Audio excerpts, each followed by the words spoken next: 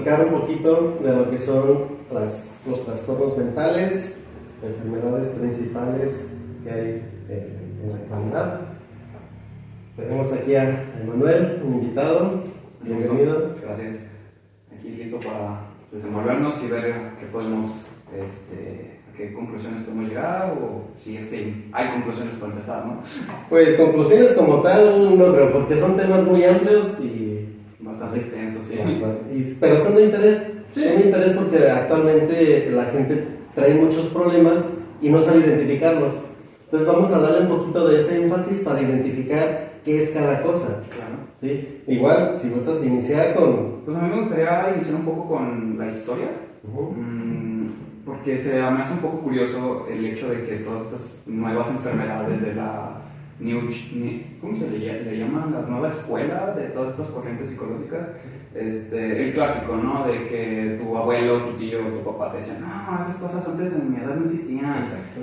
Y yo aquí pongo la pregunta en la mesa, ¿es en realidad que no existían o simplemente no habían sido mencionadas? Exacto, fíjate, eso es un punto importante, porque no es que no existieran, no se les daba como que esa atención, no se catalogaban, ¿sí? Déjalo, entre comillas digo, está loquito, Está loquito. ¿sí? Está trastornado, tiene X cosa. Sí, cualquier forma de mencionarlo que no era como hoy lo conocemos. A diferencia de que actualmente han surgido diferentes trastornos, diferentes enfermedades, que como tú dices, antes se podía decir que existían, pero no se les daba esa atención. Esa atención, precisamente. Sí. Y bueno, aquí también sobre la clasificación y las categorías, por ejemplo, las principales que hoy en día notamos más es un aumento en la depresión, trastornos de ansiedad, ya sea ansiedad generalizada o ansiedad, ¿qué otra marca del DSM-5? Trastorno de ansiedad específico de la personalidad. Bueno, los trastornos de diferentes trastornos de la personalidad que también se están patologizando hoy en día. No sé qué puedo decir. Sí, fíjate que algo interesante también, tú mencionabas de los abuelos, bisabuelos de mucho tiempo atrás, pero sabes, a partir de la pandemia del COVID-2020 para acá se disparó. Se disparó porque por el encierro, porque la gente no estaba acostumbrada a convivir tanto tiempo con su familia, vamos. O consigo mismas. O consigo mismos, por andar el ajetreo de la vida. Sí. Casa, trabajo, escuela, amigos, gimnasio, etc. Y no había atención propia. Claro. A raíz de eso, te tienes que encerrar, empiezas a enfocarte en ti, empiezas a convivir con tu familia, que aunque suene chistoso, viven juntos, pero muchas veces se conviven. Sí, me consta. Y de ahí empiezan varios tipos de ansiedades, como tú lo mencionabas, ¿sí? Y a raíz de eso también vienen muchos divorcios, muchas separaciones. Problemas en general en la familia, las crisis, como se mencionan, como tú dices, tener que resguardarnos otra vez ante estas pandemias, ante estas crisis que hubo mundiales, pues nos hizo darnos cuenta un poco más de nuestra propia, ¿cómo decirlo?, conciencia. Como que yo noté que muchas personas se hicieron conscientes de sí mismas, y esto ocasionó que tal vez ya tenían un trastorno anterior, bueno, tal vez no un trastorno, pero ya tenían estos síntomas de ansiedad, tristeza, depresión, que no le habían logrado poner un nombre aún, pero que al estar tanto tiempo consigo mismos, comenzaron a darse cuenta que ya estaban ahí, ¿no? Sí, es como que el detonante, claro. A partir de eso se disparan y es donde se empiezan a catalogar, pues, con esta diagnósticos, se empiezan a diagnosticar con esa ansiedad, con la depresión. Vienen fobias. Las fobias específicas. sí. Las fobias específicas, una de ellas era la fobia social. Es que no quiero salir de casa porque me van a contagiar y me voy a morir. De ahí empezó. Y de ahí empieza. Se deriva. Pero yo te pregunto, ¿la ansiedad es mala per se o no? Okay. ¿Y por qué no? No es mala porque te está avisando. La ansiedad te avisa, algo está mal. Es un poquito de que cuando es mala es cuando ya no la controlas. Cuando se desborda. Cuando ya es que en todas partes se generaliza. Cuando te gana el momento, te gana la ansiedad, te gana el pensamiento y ya no la controlas. Y es donde sí empieza, digamos, ese trastorno, empieza esa patología. Sí. Pero la ansiedad es inicial, ok, poquito rojo, algo está mal. Primero, ¿por qué se genera la ansiedad? Algún peligro, riesgo que esté frente a ti Sí. puede iniciar la respuesta de lucha huida, ¿no? Ujú. Y entonces, yo lo veo desde la perspectiva evolutiva, que fue como yo la entendí un poco más al principio de la carrera, en el hecho de que evolutivamente estaba en el mejor de nuestros intereses expresar nuestras emociones. Hablo en homínidos primigenios anterior al Homo sapiens, ¿no? Ujú. Entonces, teníamos depredadores naturales en aquel entonces. Hoy en día pues ya sabemos que no, ¿verdad? Ya no va a venir un tigre y nos va a comer, ¿no? Pero anteriormente era muy importante que nuestros antepasados, que todavía ni siquiera podíamos llamarlos quizás Homo sapiens, estuvieran muy atentos y que les sirvió para sobrevivir en algún momento, estar alerta, tener esta ansiedad latente.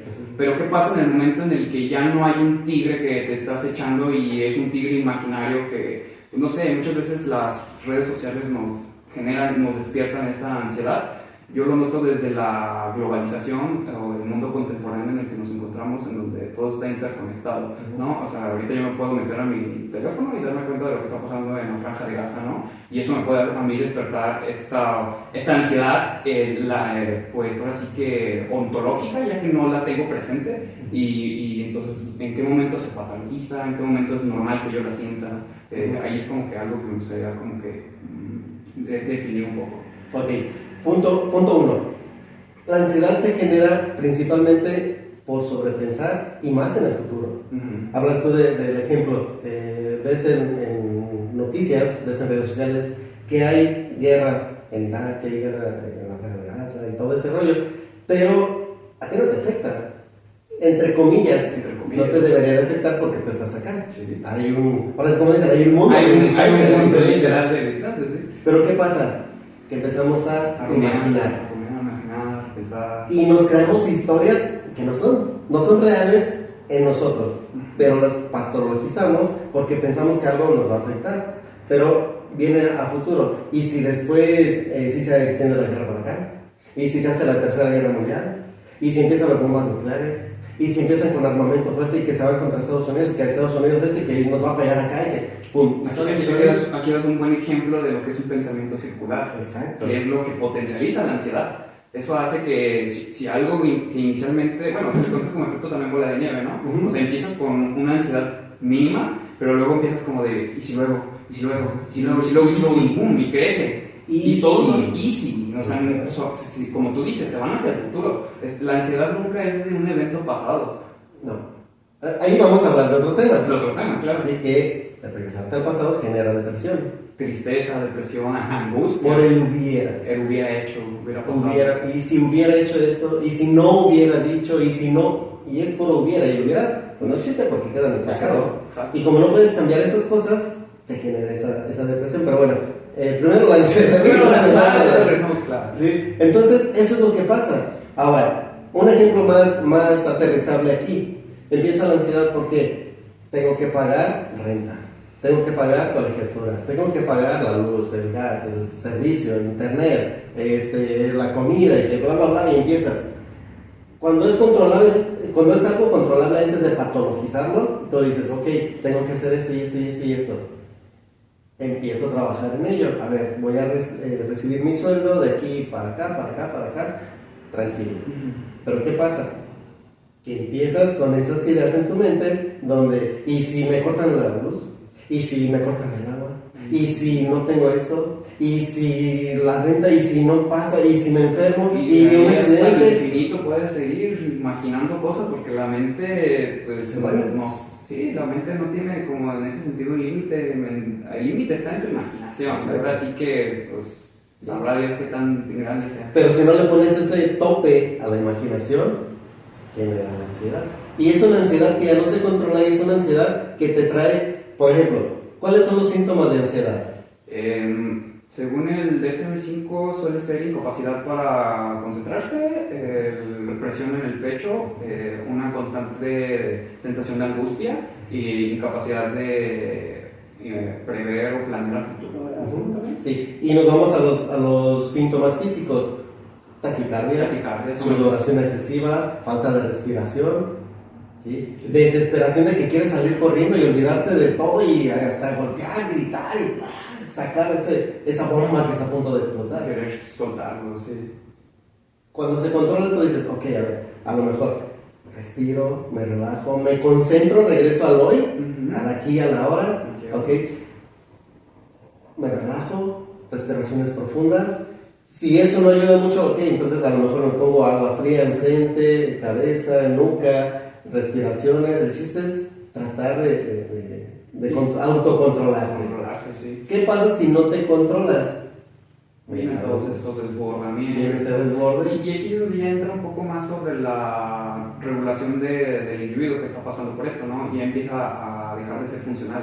Quizá ya por temas de ansiedad, deja de ir al trabajo, deja de procurar relaciones que tiene, descuida a su familia. Entonces esto ya es algo que le está pasando ahora sí que consecuencias palpables a su realidad inmediata. Entonces ya no es algo que simplemente se quedó en su mente como un y sí. O sea, ya pasó algo que está afectando en el aquí y en el ahora. ¿Qué podríamos recomendar en esos casos? Antes de la recomendación, otro caso importante, otro punto importante que tomar, a veces la familia no lo cree. Te empiezan a ver así, ya vas a empezar, y tú quieres llamar la atención, y eso no, y ya cálmate, y controla, y ¿qué crees? Eso es lo peor, ¿no? ¿Qué pasa con esa persona que está en ese síntoma, en ese momento, en esa ansiedad? Soy mala persona, soy un bueno para nada, no me puedo controlar, estoy exagerando, ¿sí? Estoy causándole problemas a mi familia. Sí. Y en vez de que la ansiedad disminuya, aumenta. Y entonces, en ese sentido, ¿tú consideras que las propias redes de apoyo muchas veces regresan la culpa al paciente por su condición? Cuando no es una red de apoyo total, sí. En vez de apoyarlo, lo hacen sentir culpable. ¿Qué es una red de apoyo? Personas que están contigo para apoyarte, como el nombre lo dice. Personas que en un momento de crisis saben qué hacer. Y a lo mejor si no saben qué hacer, bueno, por lo menos tienen un contacto de esa misma red, de un especialista, un profesional de la salud, donde ya les puede dar indicaciones.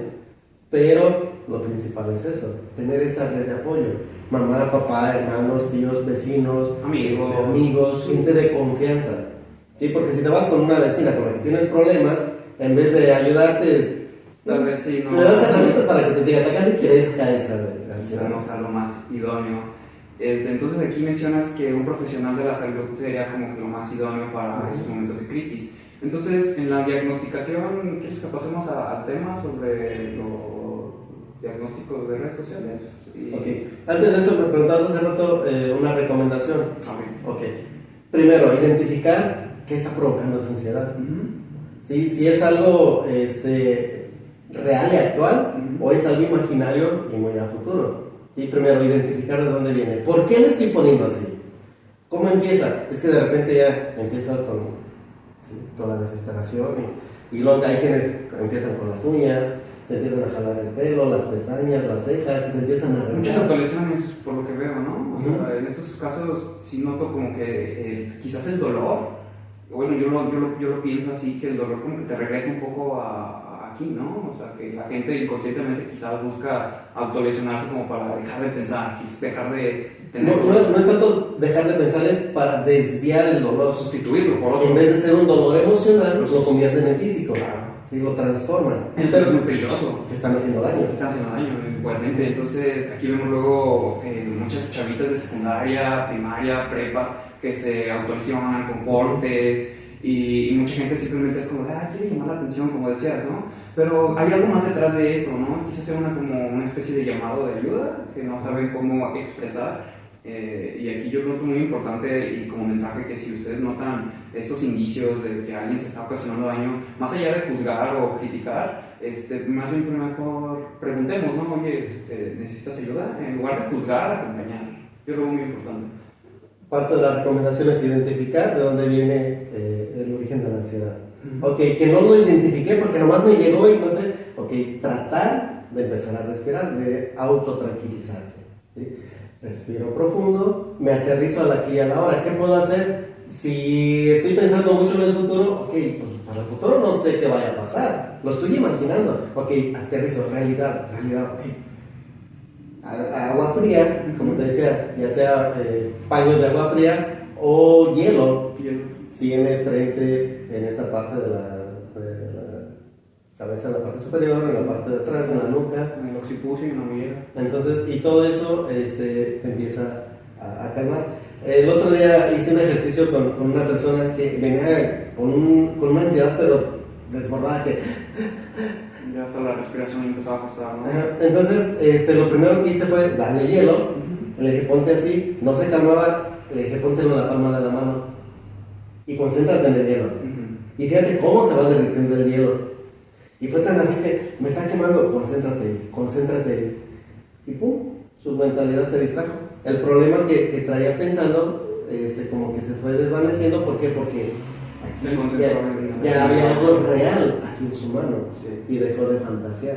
Y ya fue, ahora sí, respira profundo, trata de relajarte, ¿sí? Ahora sí, ponte el hielo acá, ponte el hielo acá, ponte el hielo acá, ponte la mano fría aquí.